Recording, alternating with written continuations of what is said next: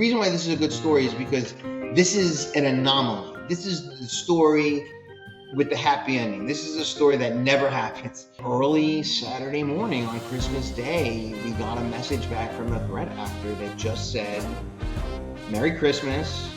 We will give you the decryptor tool, but promise us that you'll teach your children good cybersecurity." And that's no lie. They gave us a link and the decryptor tool was available. You don't want to be figuring out who you call during a live incident. You want to figure out who you call before the incident and have it written down somewhere on hard paper, not on a computer, just in case your stuff gets encrypted. What do we do in that situation? Who do we call first? Who do we call second? This is the Cyber Crime Lab, a podcast about true cybercrime stories, the impact on victims, and what businesses can do to protect themselves and their customers. And if you think you're not at risk, that is exactly where attackers want you to be. In my experience, it only takes hearing what these attacks are like a few times to realize you need to prepare yourself for what could be a business-ending experience. That's Andy Anderson, the founder and CEO of DataStream Insurance. For over a decade, Andy has been working with victims of cybercrime. He's seen firsthand the human impact of a cyber attack. Now, he's on a mission to shed light on the threats we all face from a world we can't see. I know you work a lot of breach cases that involve ransomware.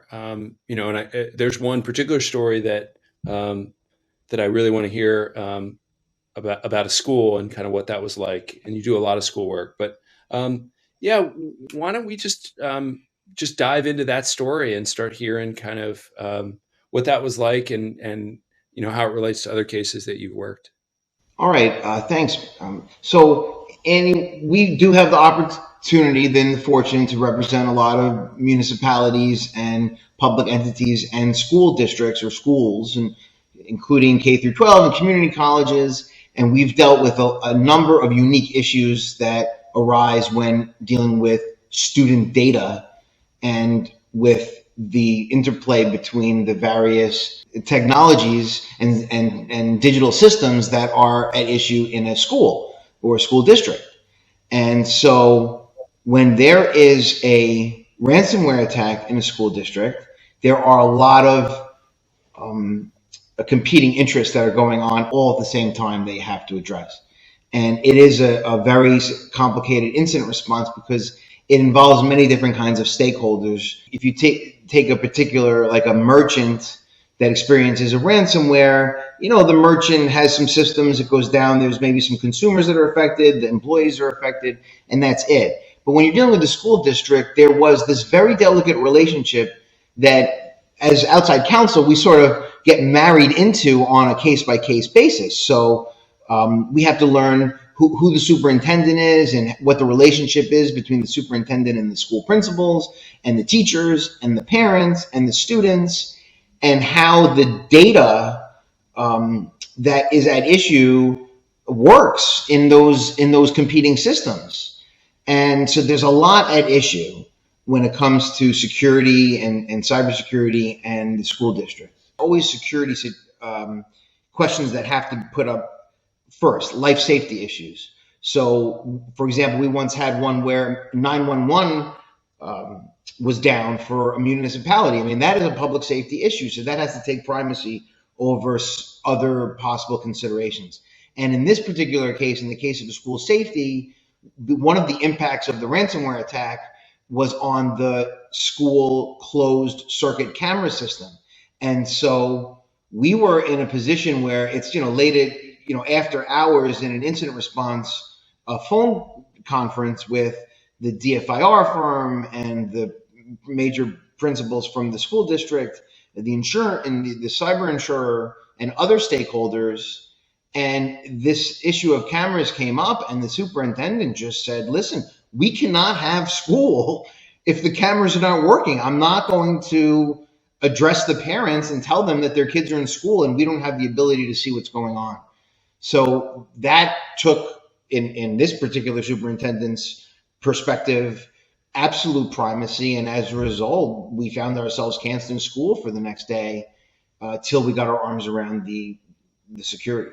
And I think I think it's until you, right, it's sort of a theme that we kind of constantly hit upon, which is like you sort of don't realize how reliant on technology and in sort of ways that you maybe didn't fully appreciate until you are faced with the fact that that technology isn't working, right? That it's gotten its tentacles into every facet of our daily lives, and you sort of it's quite literally. I mean, for this closed circuit TV, it's in the background. So let me stay with the case of a school district for a minute, because in the case of you're asking about the use of technology and reliance of technology. I mean, the answer is clearly yes. I mean, we do have a huge reliance at technology. In the case of schools, they have student data that's usually hosted on some, I mean, in this district's case, very fortunately for them, was hosted on an offsite cloud service through some sort of tech science or tech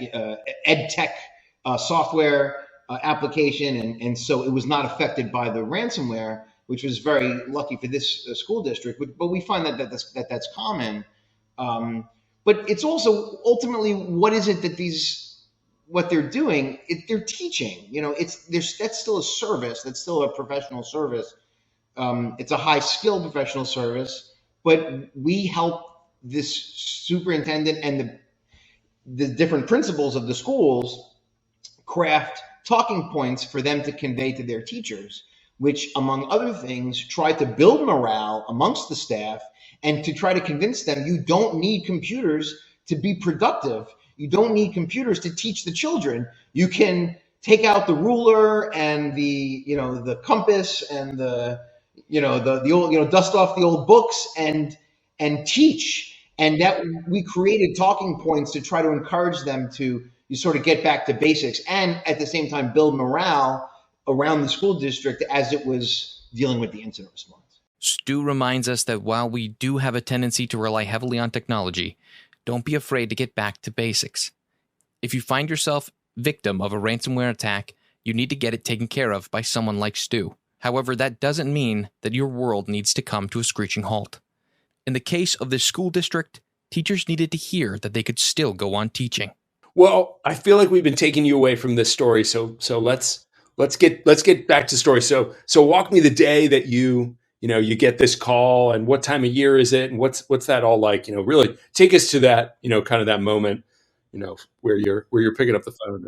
It's a good story. So and I'm doing my best to change the names to protect the innocent, etc. So we do represent school districts, and the reason why this is a good story is because this is an anomaly. This is the story with the happy ending. This is a story that never happens. So it's so rare, and the singular time that anything like this has ever happened to us in a ransomware situation.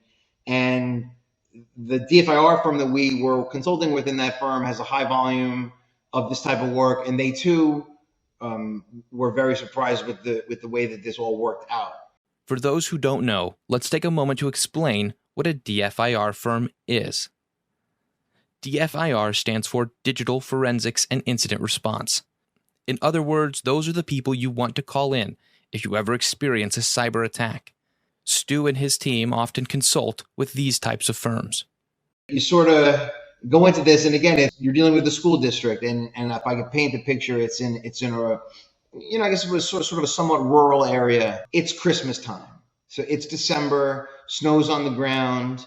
We got the Christmas break coming up. The kids are anxious to finish their semester or their marking period or whatever to start celebrating the holidays. And it's getting really close. And there's a ransomware attack, and it's like the week before Christmas. And it's tough. It's really tough. And we immediately went into our messaging with the threat actor as, listen, among other things, just so you guys know, you hit a K through 12 school district. Just so you know, there are teachers and school kids at Christmas with not learning right now because of you. So when you go into these negotiations and these these extortionary demands, think about that when you tell us your demands. You're stealing Christmas from these kids. right? That's that's the vein that you start with, right? You're stealing music it's Christmas, right? Right. We hit them early with the guilt. We figured we do believe that, and our business partners know this. Our clients know this is our philosophy. And when it comes to ransomware incident response, we do believe that if you spend a little extra effort in communicating with the threat actors, you do get a little bit better results. And that's not in every case, and certainly not a guarantee. And I'm not a fool. There's certainly not predictability a lot of times in this game because of the criminal nature of our adversaries. But in this case, we just figured we're going to lay it on thick. And so we did from our very earliest communication. And it began like every other communication. We got an extortion demand. It was high. So in this one, we just laid it on thick. It's Christmas and you hit a school, and K through 12, by the way. So these are small children. And, it started off normal. We did what we always do. We secured the environment and we started to play for more time. And we started to try to come up. We said we have to come up with money, but how can we come up with money? Because we're about to go into Christmas break and everyone's off. This is a part-time. Administration is part-time. We don't have money on hand. We don't have a magic money tree that we can't just go to and pick money off of. Everything takes appropriations, and then that takes committees, and you have to have a quorum. And we were really trying to lay it on thick with our explanations as to why we don't have any money to give the threat actor. And this past Christmas, if I'm not mistaken, Christmas Eve was on a Friday and Christmas Day was on a Saturday, if I'm not mistaken. And we left business day, Christmas Eve. Wait, but before we go there, right? Like part of you were stalling for time because then you could basically like cancel school. Like you cancel because you end up canceling school for a day or two. Typical incident response strategy. I don't think these are spilling anybody's secrets here. Is you have to secure the environment first before you rebuild or do anything, because the worst thing in the world would be for you to rebuild your environment and then get re-extorted or re-infected because you didn't secure your environment in the first place, and all you did was restore a vulnerable environment. You don't want to do that. So our first order of business is always security, security, security, and sometimes that takes time, particularly in sophisticated networks with hybrid environments, where you have on-premises servers, and you also have cloud servers, and you have insourced IT and outsourced IT, and you have all these things going on at the same time. So we're buying for time, and that is a typical strategy with ransomware incident response. And also because we understand that a typical strategy for threat actors is to push for less time. They want you to move quickly. They try to create pressurized environment by doing things to aggravate you. For example, they'll call your staff and make harassing phone calls, or they'll send emails to your help desk to try to keep them really busy all day long. Or if they have a customer list, they may call one of your customers or send an email to one of your customers and say, but did you know that we hit this firm that you're doing business with over here? So we've seen all of those types of actions that threat actors will take to create pressurized environment to get you to try to compel you to pay quickly. Time is of the essence in more ways than one.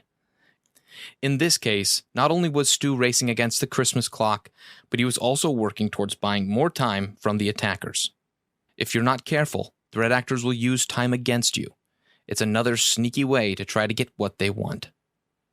So we try to resist those and build time to get our security in play, to make sure our folks have a project plan to rebuild their environment in a secure way, in a safe way, and to get legal compliance underway, etc.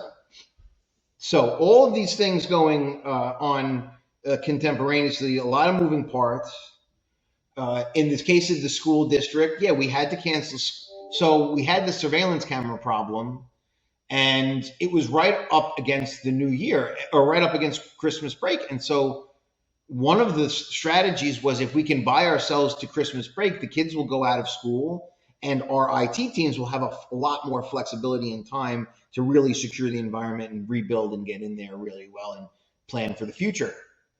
So it was so close to Christmas that the superintendent just canceled school, and obviously none of the children were upset, and I know a lot of the teachers were not upset either.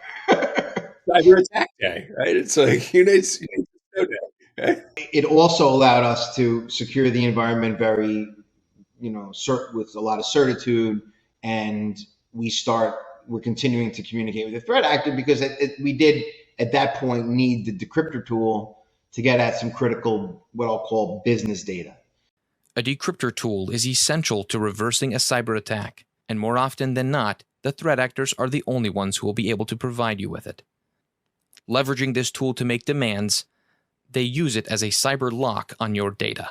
Almost always you're like, this is hitting the local paper or whatever, everybody knows this is going on. So because it was a school district, there's parents involved and teachers involved, there are no secrets. There really are no secrets. And so we did have like a leadership circle of trust team that was the the IR team essentially to manage decision making, but the superintendent reported to the parents, to the teachers quite regularly. And so, yes, it made it into social media, Facebook, Twitter. They had a big Twitter feed. So there was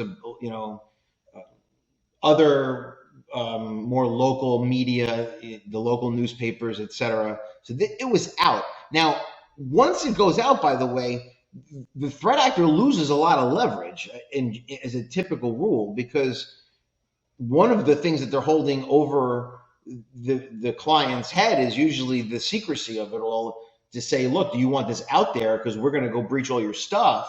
And then one of the things that the client pays for, if the client pays at all, is for silence, is for proof of, deleting the data or the return of the data, the stolen data, et cetera. So that's always sort of in the backdrop. In this instance, though, there was no secrets. Again, it was covered in the media. So, we then on going into Christmas Eve, we had all of this at play. We essentially were going to work through the weekend to get our security up and running. And we kept sending out these messages to the threat actor saying, look, we don't have money. We're not going to have money at least until January because it's Christmas. So all the money people are gone. So you're going to have to give us time anyway. We've already told everyone, so there's no need for you. You can breach our data if you want. We don't think it's going to do any good for you because we've already told everybody, so we're not too worried about it. But, you still have us, we still need your decryptor tool. And we lay it on thick about the teachers. And we even went so far, I swear one of the messages was, don't one of you have some fond memory of a kind teacher that touched your heart when you were a child? We laid it on thick, man. And we all went, celebrated our Christmas Eves. And early Saturday morning on Christmas Day, we got a message back from the threat actor that just said, Merry Christmas. We will give you the decryptor tool, but promise us that you'll teach your children good cybersecurity. And that's no lie. They gave us a link and the decryptor tool was available. We quickly thanked them and tested it in our consultant's laboratory and confirmed that it worked and it was safe. And we quickly availed ourselves of this gift that we got, and we started calling the case the Christmas Miracle. It's an amazing story. It's true, and it never happens. And that's why we call it the miracle, because that never happens. We've had numerous school districts, dozen school districts, only time that anything like that. We lay it on thick every time. They don't care. They never care. But we got them. We got them good on Christmas. Even criminals remember that teacher, right? Maybe the one who taught them how to use a computer. We got somebody there. So, but those, again, that's a rare situation. It never happens. We call it a miracle because it was. And but it's a great story, and I thought I'd share it. So incredible, right? Yeah, and I think, if your strategy is to pray for a miracle, right? I think you're not a good strategy. And indeed, it was a Christmas miracle. Thanks to the persistence of Stu and his negotiation team, the threat actors decided to hand over the decryptor tool in exchange for nothing. As Stu has mentioned several times, this nearly never happens. Thankfully, for this one school district, it did. We cannot emphasize that enough. But yeah, I mean, I love that story, right? Obviously, a happy ending is always nice, but you sort of appreciate all the sort of moving parts that go on with a school. Tough, man, across the board. When ransomware threat actors hit a public entity, I don't think they realize, the attackers, in all sincerity, I don't think the attackers realize the sophistication that goes in, the complexity of the public entity, the relationship between the governing body and the administrators, the ones that actually do the work of the town or the county or whatever the case may be. There are public officials that are elected that have to answer to constituents. Then the non-elected people have to answer to the elected people. There are votes. There are what are called sunshine laws, which are essentially anti-corruption laws that get passed so that the work of the state can never be held in secrecy. Well, our whole incident response strategy is based in secrecy. So we have to adapt to the law, and we have to make sure that we're not violating any anti-sunshine, any anti-corruption laws, or they call them sunshine laws, because they're supposed to, shine light into the workings of local government, which is a great virtuous objective, of course, but with respect to incident response, it doesn't work well with our typical strategy. So we have to find ways to make sure that we're sensitive to those laws. So public entities are tough, and schools are just one version of the public entity, but it's a good case study because it has unique data, which is student data. Student data has a lot of sensitivity to it. First, there's a federal law protecting student data, FERPA. Also, student data often consists of other personally identifiable data, and so there's multiple sort of kinds of sensitivities. And then it's not just the student data. Think about a school is also an employer, so the teachers are employees. There are performance reviews. There are there's compensation records. So there's business data of the school that's also at issue when it comes to protecting sensitive data. So a lot of these nuances, I think, don't go recognized a lot when you hear about in the public media, in the public news media, about a ransomware story happening to a town, a city, or a school. We can't say it enough, but protecting your sensitive data can make or break you and your business. No matter the industry, in the long run, it's better to protect everything than simply cherry-picking a few pieces of your data to protect. We keep hitting on a couple of the same themes as we do these conversations, right? Like, one, plan for practice, think about these issues long before that you're having them, right? Because that's going to serve you well, even if they don't play out. The other is, if they do happen, this isn't a place where you want to be. I'm sure the 100th one that you're doing looks a little different than the first one that you did, right? And all the lessons that you've learned over that. You don't dabble. We don't. The respectful way of saying that is we humbly suggest no one dabbles in this. Yeah, not a time for you to be like a DIY incident response effort, right? We have to be sensitive to people's budgets too, to our organization clients' budgets. If there's no insurance, or if the insurance is limited, if there's underinsurance, we have to consider all of that. And so, in any sort of cyber event, ransomware or any sort of cyber event, I always view this sort of continuity, this horizontal line of, you have security on the one side and you have privacy on the other side. And, you may start here, but you learn things during the investigation where it slides on over and it touches upon data privacy concerns. And then that's when typically there are more affirmative legal obligations that you might have to comply with. And so, ransomware usually hits on both security and any threat of exfiltration, which is, theft of data. You immediately find yourself into the data privacy side. So it is very challenging. the ransomware sort of makeup today, and your earlier observation about being prepared is really the best advice to give. It's conventional wisdom, but it's conventional wisdom for a reason.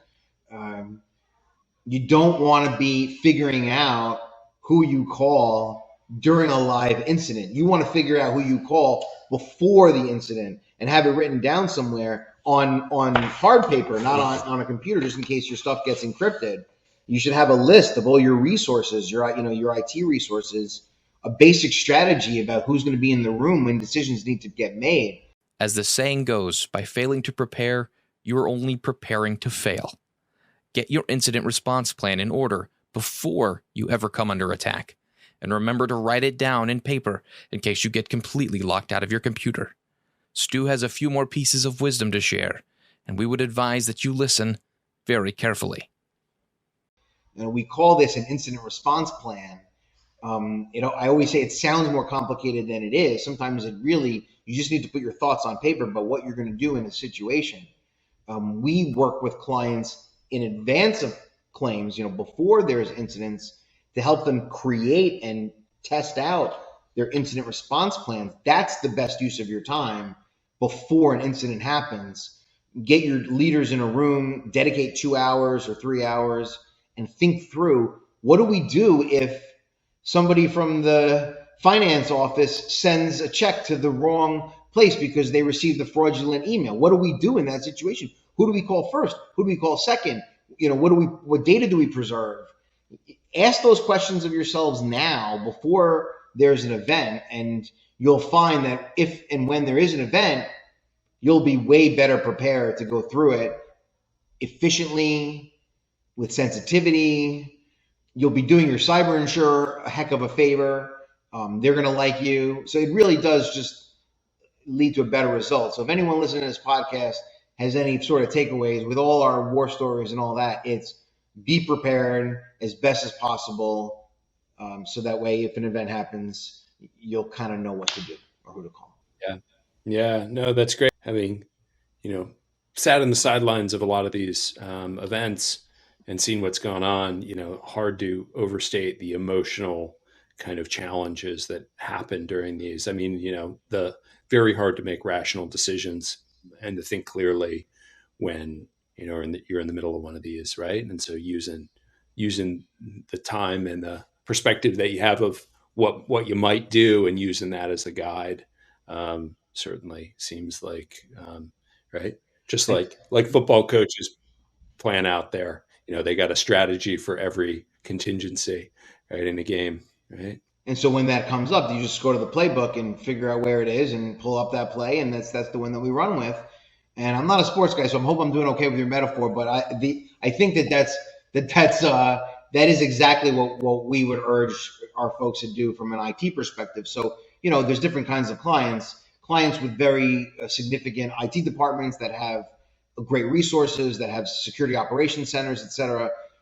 You really should run through those scenarios and come up with a playbook for, what happens. Server A goes down, server B goes down, and we get really, really granular.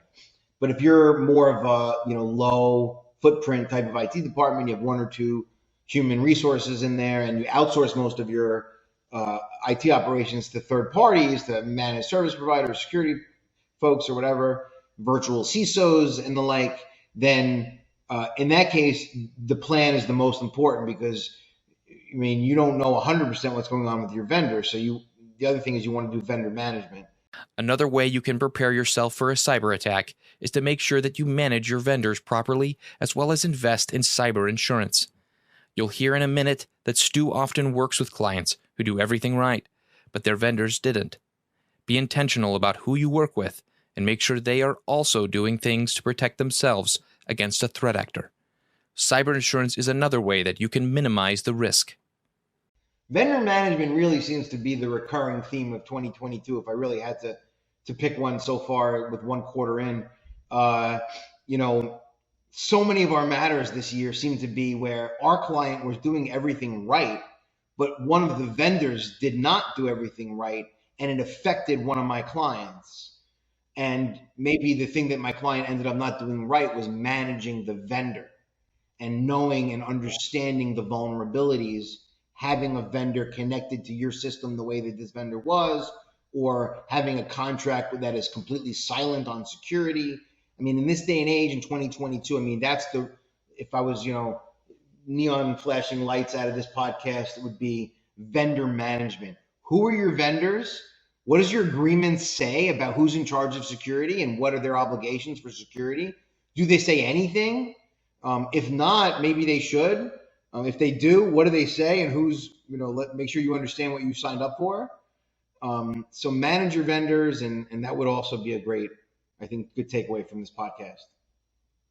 Yeah, no, it's kind of where we started, the third party and thinking about you're outsourcing some of these things, right? And I think obviously the legal documents, but to put my insurance hat on, right? Like a good policy is going to actually cover you for some of that sort of stuff. Yeah, well, you're talking about outsourcing the risk, then the answer, I mean, there is no greater vehicle to outsource cyber risk than cyber insurance. I mean, that's just the way it is. To the client, I mean, we have a couple of very large clients that because they're self-insured to a very large amount, and so maybe we didn't really tap into the cyber insurance because the self-insurance was so high. I mean, those are some situations that are unique.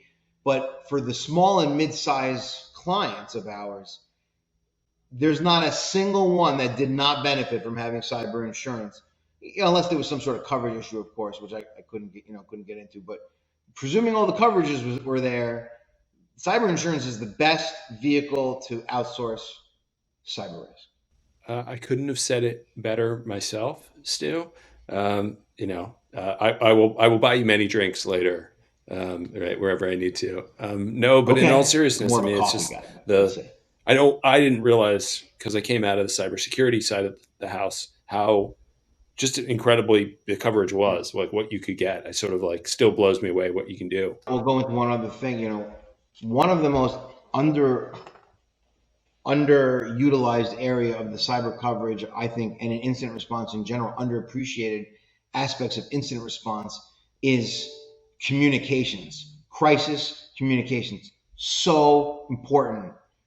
We work either, we'll call it the self-help, meaning that our client has a marketing team or an internal public relations team that they can put together the right communications, and then at FisherBroyles, we'll just give them the guidance about the things to say or not to say. Or we also utilize, and it's usually through cyber insurance approval, crisis communications consultants that specialize in data privacy or cybersecurity events, including but not limited to ransomware, where they will tell you exactly what to say. They'll develop a playbook for you, including standby media statements, social media strategies, social media monitoring, a great use of cyber insurance resources coverage or your own dollars and cents to get ahead of messaging. Messaging is so important, first to your internal stakeholders like your employees or your investors, or your in the relationship between management and a board of directors, for example. So you get into those things, and a crisis communications consultant can be of such great value in helping explain some of this stuff. And then your external stakeholders, your consumers, the media, social media, all the outside folks that get involved. If you have one of these hacker situations where there's some gray hat or white hat, pen tester or a researcher that finds a vulnerability and they start giving you a hard time about it. I mean, anyway, my point being is that good communications is an underappreciated aspect of incident response, and I believe that, and I just want to emphasize that for your audience. Yeah, no, I think that's a great point, which we haven't touched upon, quite as much. I mean, in some ways, it's not if, but when one of these incidents is going to happen, right? Planning for it obviously really helps, but also, it's not, the end result, in the words of the insurance world, right? It's frequency and severity, right? How often it's going to happen, and then how bad it is, right? And I think, another theme that we often just, kind of trying to beat the drum on is that the ability to impact that severity is significant, right? Making, you can do a lot of things to make a little incident a lot worse, right? And you can do the other things to kind of help an incident that could be really bad to contain it, right? And I think from from the legal perspective, from the technology perspective, from the communications perspective, right? Getting good help early, getting the right people thinking about it beforehand, all those help, right? Because and probably not the most obvious, right? As you think about these, they're like, oh, we want to fix the tech stuff, right? But who knows about this and how. That is 100% correct. When we meet our clients, they're usually only thinking about the tech stuff. That's the only, and we bring up these other issues, and when you hit them with the other, the external stakeholders, what about your consumers? Especially when it's B2B, when it's a business to business relationship, and you ask them that question, I'm like, well, do you have maybe a contract that says, in the case of ransomware, you got to tell us about it? Because we've seen those contracts. We have a lot of those where, like, oh my God, you know what? I'll give you a perfect example. It's just the type of work I think, I don't know why, but we've represented a lot of law firms, and that get experienced ransomware. And law firms are a challenging client. First of all, there's ethical obligations through the ABA guidelines that are very relevant. Also with the personalities and just they're a tough client.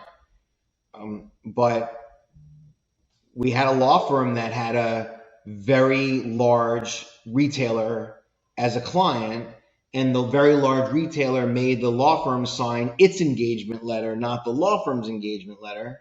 And in the very large retailer's engagement letter, there was a provision that said security.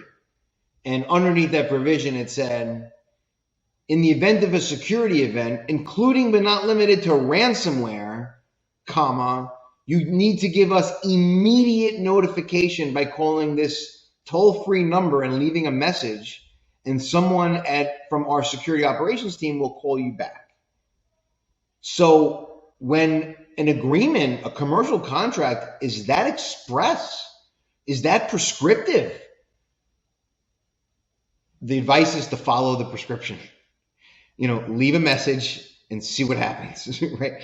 And, you have to comply when it's your client, when it's your client's consumer or your client's client. In addition to your legal efforts to comply, you also want to preserve that business relationship. And so you have to act accordingly and in sensitivity to that business relationship. And in the case of that, where it was like giant retailer, you had to comply. It was very clear. I mean, there's so many times that we talked with folks and they think, oh, I'm not, I'm too small. Nobody cares about me. I'm not that big. How bad could an incident be? Right. And then you just start having these widening their horizons. The threat actors are wrong all the time. That's another thing that we should point out. They get it wrong. Look, they think they know Western businesses, but many of them are not from the West. And so they make great assumptions about the way our economy works or the way business works. A great example is we had a threat actor that attacked a client of ours that had offices in the United States and in India. And they had stolen financial records from our client, including financial records that were depicted in Indian currency, which has a exchange rate which makes the numbers much larger than in dealing with US dollars. And so before we could get into any kind of realistic negotiate, they were asking us for crazy amounts of money. And we didn't understand, like, why do you think we have so much money? Like, we don't, like, you're so wrong about us. And they kept saying, well, we've seen your records. And they showed us, we asked them, can you please send us what you're talking about? And they showed us, and we said, that's Indian, that's not US. And you have to convert the amounts to the conversion rate, educating the threat actor, and I don't mean to be even cute about this, but it's part of our job in the incident response world is to educate the threat actor about what it is that they've stolen or who it is that they've attacked. If it matters, I mean, sometimes it doesn't matter, obviously, but if it matters, like, for example, why we don't have the money you think we do. I mean, if we can't get blood from a stone, Mr. Threat Actor or Miss Threat Actor, and we don't have the money. So now what? The art of negotiation is a key part of what Stu does. He and his team know how to handle threat actors because they are trained professionals. The example he gives is just one type of cyber attack from one threat actor. Stu knows how to pivot and change the dialogue when needed. And that skill is exactly one of the reasons why it's worth working with a DFIR firm like FisherBroyles. And there are times where if you look at, we always get the script at the end of our assignments where you can see the entire communication with the threat actor. And sometimes it's like, yes, you do. No, we don't. Yes, you do. No, we don't. At some point, someone's going to blink on a number, or either we come up with more money or they reduce their expectations. Stu, this is awesome. Always enjoy chatting with you. I owe you several drinks now for many reasons. Any parting thoughts before we let you go? I know you're tapped into the cyber insurance industry, so parting thought to any listeners that might be within the cyber insurance ecosystem, I think it would be a wonderful idea for cyber insurers to get together and figure out a way to come up with some sort of system for inter-cyber insurance alternative dispute resolution, either arbitration or some sort of mediation system, to deal in situations where there's liability questions about cyber events, where there's more than one insurer at issue, or more than one competing policy issue. The example that comes to mind is in the business email compromise world, where there is a misdirected funds and one party had bad IT or bad IT security and maybe caused the breach, but the other party had poor controls and didn't verify where the money was supposed to go. And so there's liability on both sides of a transaction, usually I'm thinking like a real estate transaction or something. And in either case, or a vendor relationship, in either case, liability really can go both ways, or in different directions and in different percentages. And it just seems to me there's a lot of resources being wasted in having that conversation where I think that the carriers might be able to do it more efficiently themselves. So if I could be any assistance to anyone who wants to hit me up on that idea, it'd be a cool. I think you're calling for like a lack of like lawyer full employment law, right? Which is what seems like happening now. No, I'm looking to, I think in the auto world, they have something set up like that where it becomes a more efficient way for carriers to deal with disputes. There's plenty of work for the lawyer. Love this, Stu. Thank you again. Appreciate it. Thanks to everybody. Thank you, my man. Thank you very much. Thank you for listening to this episode of the Cyber Crime Lab, brought to you by DataStream Insurance. When the worst happens, you're going to want the best financial, legal, and technical support to get you back up and running again. With cyber insurance from DataStream, we find the most comprehensive insurance coverage on the market alongside critical post-incident customer support. Go to datastreaminsurance.com today and see how we can help you secure your business data. That's datastreaminsurance.com.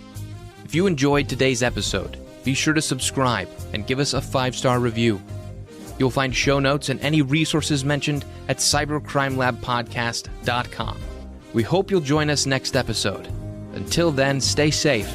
More importantly, stay ready.